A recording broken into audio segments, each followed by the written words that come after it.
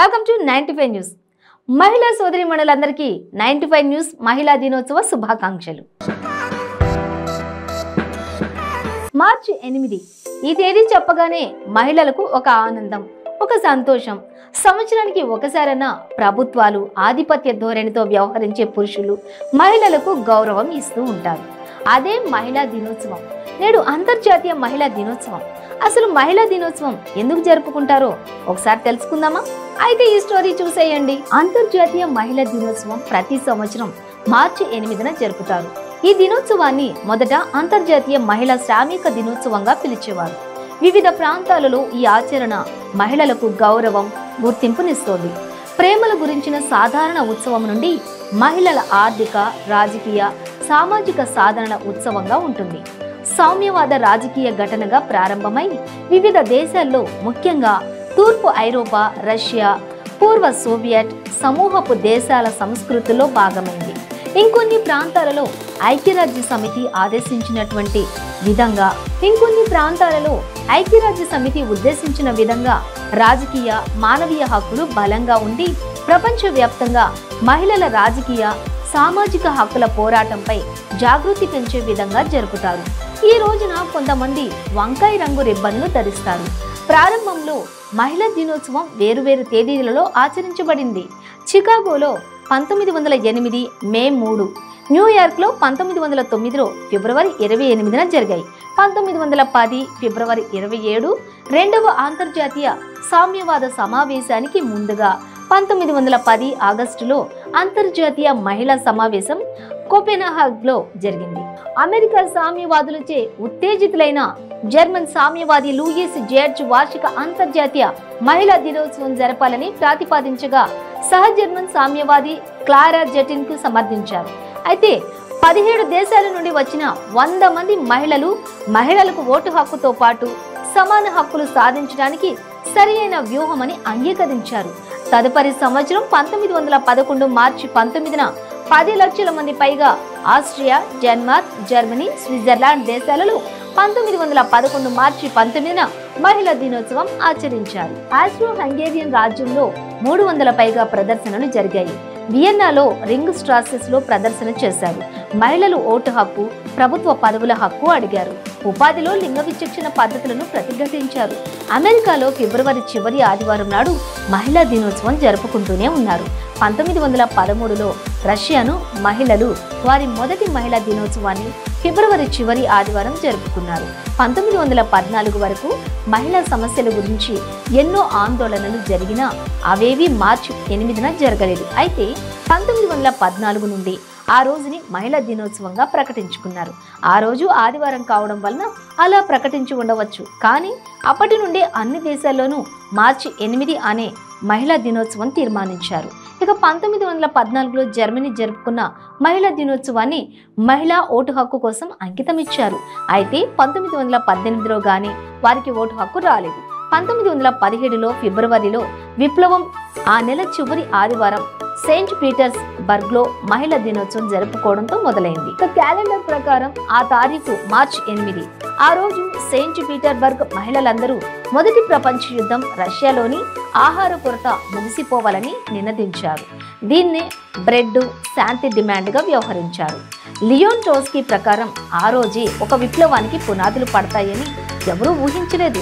వస్త్ర పరిశ్రమలోని మహిళా శ్రామికులందరిపై అధికారులు హెచ్చరికల్ని ఖాతరు చేయకుండా విధులు బహిష్కరించి వీధుల్లో పడ్డారు.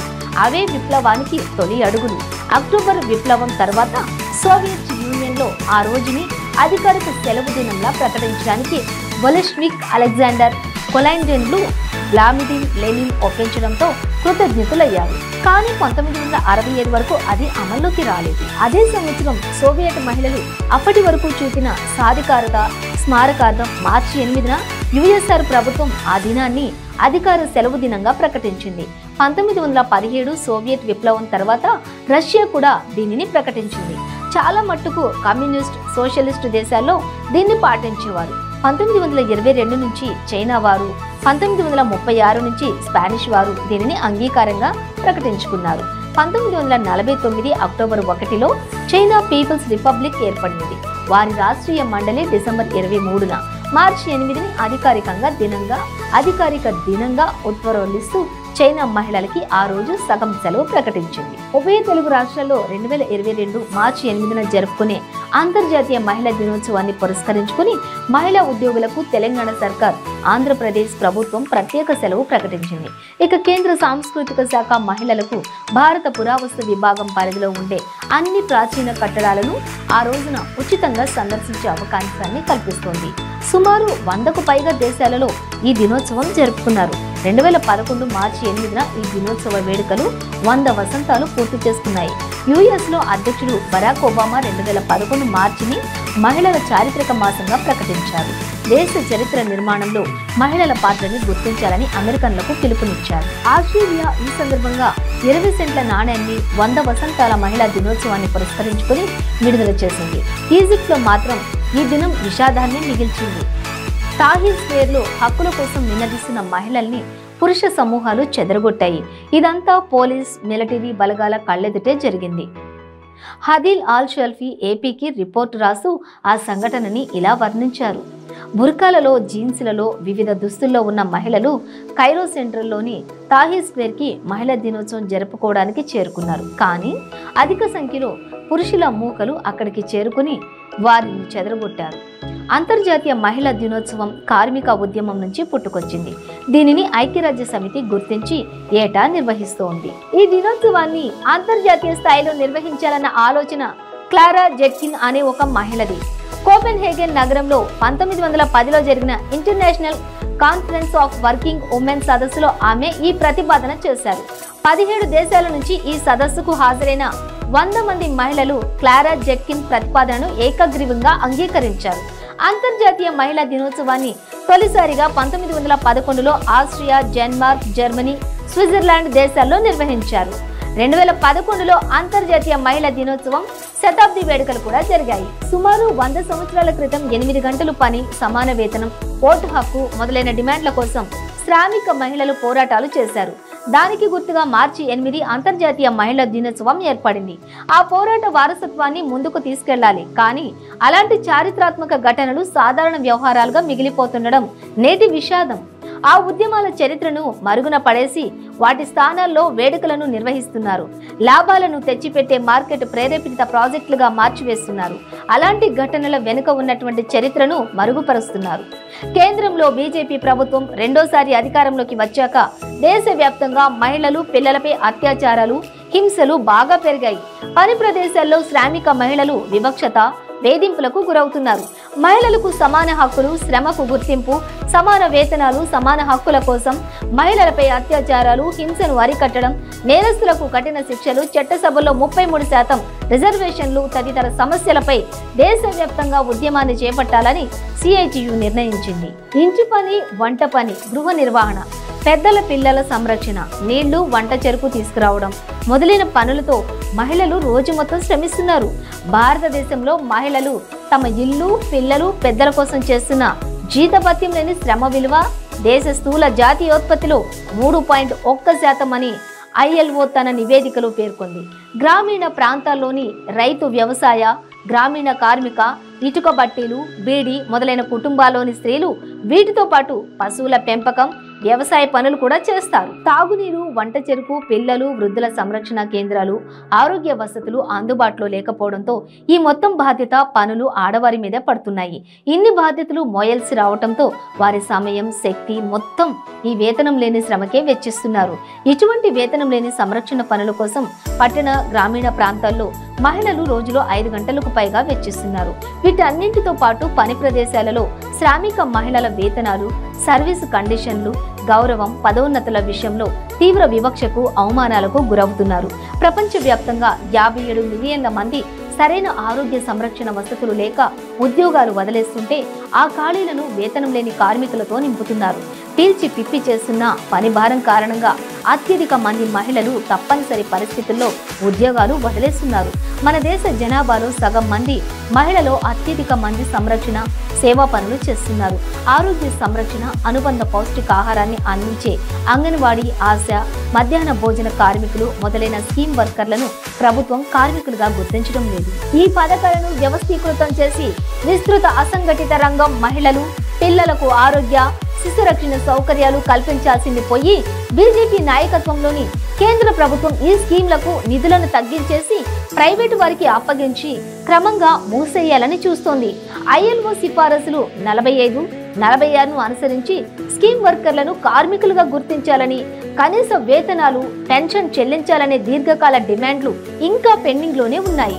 వామపక్ష పార్టీలు తప్ప ప్రధాన రాజకీయ పార్టీలేవి తమ ఎన్నికల ఎజెండాలో శ్రామిక మహిళల డిమాండ్లను చేర్చడం లేదు. ప్రతిరోజు దేశంలో ఏదో ఒక మూల మహిళలపై అత్యాచారం, హింస, యాసిడ్ దాడులు, హత్యలు జరుగుతూనే ఉన్నాయి. ఇండ్ల దగ్గర నుంచి వసతి గృహాల వరకు ఆడపిల్లలను లైంగిక అవసరాలకు వాడుకునే వికృతి వ్యాపించింది. అత్యాచారం, అక్రమ రవాణా, హత్యలు సాధారణ విషయాలైపోతున్నాయి. దేశంలో, రాష్ట్రంలో నెలకొన్నటువంటి పరిస్థితులు మహిళలు, పిల్లల జీవితాలకు భద్రత లేకుండా చేస్తున్నాయి. దేశంలో మహిళలు, బాలికలు, ముఖ్యంగా దళిత బాలికలపై అత్యాచారాలు రోజురోజుకు పెరుగుతున్నాయి. నేషనల్ క్రైమ్ బ్యూరో డేటా ప్రకారం 2018తో పోలిస్తే 2019లో 7.3% మహిళలపై హింస పెరిగింది. ఇక తెలంగాణ విషయంలో ఈ లెక్కలను పరిశీలిస్తే 18,394 మంది మహిళలపై హింసకు సంబంధించినటువంటి కేసులు నమోదయ్యాయి. ఇది 2018తో పోలిస్తే 2019లో 14.76% పెరిగింది. ఈ సంఖ్య గత 3 ఏళ్లలో పోలిస్తే చాలా ఎక్కువ. 2014లో రాష్ట్ర ప్రభుత్వం ఏర్పడినప్పటి నుంచి ఇప్పటి వరకు బాలికలు, మహిళలపై జరిగిన దారుణ ఘటనలే వీటికి ఉదాహరణలు. రాష్ట్రంలో వరుస ఘటనలైనటువంటి వరంగల్లోని 8 నెలల పసిపాపపై అత్యాచారం చేసి హత్య చేసిన ఘటన, అమీన్పూర్ సంఘటన, మెదక్లో తల్లి కూతుళ్లపై అత్యాచార ఘటన, మొయినాబాద్, ఖమ్మం ఘటనలు రాష్ట్ర ప్రభుత్వ నిర్లక్ష్య వైఖరిని ఎత్తి చూపుతున్నాయి. ఈ సంఘటనలను నివారించడంలో రాష్ట్ర ప్రభుత్వం తీవ్ర వైఫల్యం చెందింది. నేతలు దోషులను శిక్షించడానికి బదులు దోషులతో అంటగడుతున్నారు. చివరికి 3 నుంచి 4 ఏళ్ల పసిపిల్లలను కూడా వదలడం లేదు. ఆడవారు ఏమి ధరించాలి, ఎవరితో మాట్లాడాలి, ఎక్కడికి వెళ్ళాలి అనే విషయాలపై ఆంక్షలు విధిస్తున్నారు. మహిళలపై హింసకు పాల్పడ్డ వారిని శిక్షించడానికి బదులు ఇటువంటి ఆంక్షలతో మహిళలకే శిక్ష విధిస్తున్నారు. మహిళలు తమకు నచ్చిన వారిని, మరి ముఖ్యంగా ఇతర కులాల, మతాల వారిని జీవిత భాగస్వాములుగా ఎంచుకోకూడదని ఆంక్షలు పెడుతున్నారు. ప్రభుత్వం ఆడపిల్లల్ని రక్షిద్దాం, ఆడపిల్లల్ని చదివిద్దాం అని చాలా మాట్లాడుతుంది. కుటుంబ నియంత్రణ గురించి కూడా మాట్లాడుతుంది. మహిళా సాధికారత గురించి చెప్తుంది. కానీ మహిళలను పురుషుల కన్నా తక్కువని భావించే పితృస్వామ్య వైఖరి మార్చేందుకు అవసరమైన చర్యలు మాత్రం తీసుకోదు. నిర్భయ సంఘటన జరిగిన నేపథ్యంలో మహిళలపై హింసను అరికట్టడానికి జస్టిస్ వర్మ చైర్మన్ గా ప్రభుత్వం ఒక కమిటీని ఏర్పాటు చేసింది. చట్టాల్లో మార్పులు చేయాలని, మహిళలపై హింస కేసుల్లో పాటించే క్రిమినల్ ప్రొసీడింగ్స్ లో మార్పు తేవాలని, పబ్లిక్ ప్రదేశాలలో మహిళలకు భద్రత కల్పించే సంస్థాగత చర్యలను చేపట్టాలని కమిటీ సూచించింది. కానీ ఇప్పటి వరకు 7 ఏళ్లు గడిచినా ఈ సిఫారసుల అమలుకు నేటికి ఎటువంటి చర్యలు తీసుకోకపోవటం అన్యాయం. పనిచేసే చోట మహిళలు ఎదుర్కొనే పెద్ద సమస్య లైంగిక వేధింపులు. ఇది మహిళలపై తీవ్ర ప్రభావం చూపటమే కాదు, వారి ఆరోగ్యానికి కూడా హాని కలిగిస్తోంది.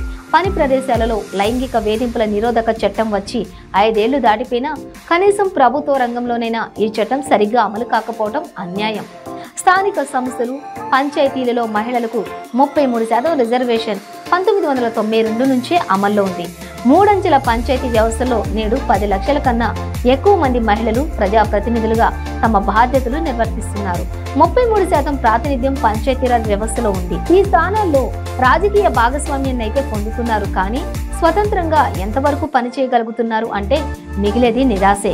చట్టసభల్లో స్త్రీలకు 33% రిజర్వేషన్ బిల్లు ఎప్పుడో తుంగలో తొక్కేశారు. కాంగ్రెస్, బీజేపీతో సహా ప్రధాన రాజకీయ పార్టీలన్నీ మహిళా రిజర్వేషన్ బిల్లు తీసుకొస్తామని ఎన్నికల్లో వాగ్దానం చేశాయి. కానీ ఇప్పటి వరకు కేంద్రం బీజేపీ ప్రభుత్వం ఆ దిశగా ఎలాంటి చర్య తీసుకోలేదు. దేశం యొక్క విలువైన ప్రభుత్వ ఆస్తులను, ప్రభుత్వ రంగ సంస్థలను అమ్మటంలో ఏకాభిప్రాయంతో ఉన్న ఈ పార్టీలు మహిళను ప్రజాస్వామ్యంలో భాగస్వాములను చేసేందుకు మాత్రం కలిసి రాకపోవడం చూస్తే మహిళల పట్ల వీరికున్న చిత్తశుద్ధి అర్థమవుతుంది. ఈ నేపథ్యంలో మార్చి 8 అంతర్జాతీయ మహిళా దినోత్సవాన్ని మహిళా హక్కుల సాధన కోసం పోరాట దినంగా నిర్వహించుకుందాం. కేంద్ర రాష్ట్రాల పాలకుల మహిళా వ్యతిరేక విధానాలను ఐక్యంగా ప్రతిఘటిద్దాం. సమానత్వం, శ్రమకు తగిన గుర్తింపును సాధించుకుందాం. ఇదండి ఈనాటి మహిళా దినోత్సవంపై 95 న్యూస్ స్పెషల్ స్టోరీ. మరో స్టోరీతో మళ్ళీ కలుద్దాం. Stay tune to 95 news.